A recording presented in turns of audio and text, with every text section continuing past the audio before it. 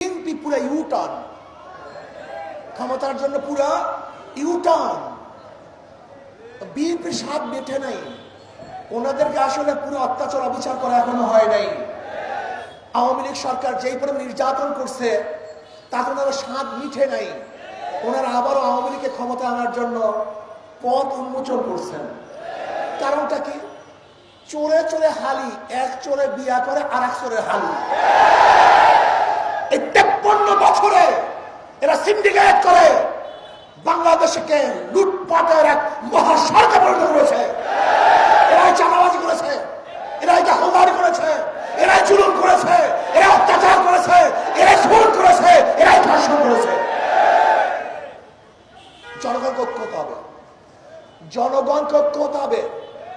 যেই দলের মধ্যে চাঁদাবাজ আছে, যেই দলের মধ্যে খুনি আছে, গুমি আছে, দুর্নীতিবাজ আছে, তাদেরকে সাপোর্ট করবেন না, তাদের দল করবেন না, তাদেরকে ভোট দেবেন না।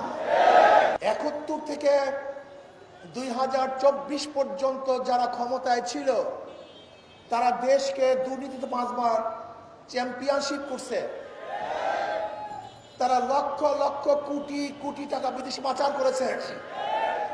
যারা ক্ষমতায় ছিল বিচারবিহীন বহুত হত্যা করেছে, বহুত গুম করেছে, বহুত খুন করেছে।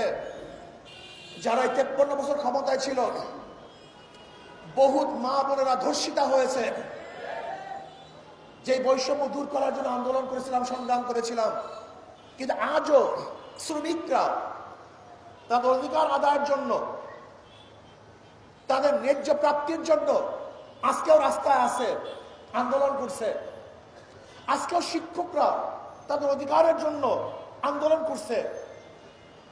আজকেও হাজারো জেলেরা তাদের অধিকারের জন্য আন্দোলন করছে।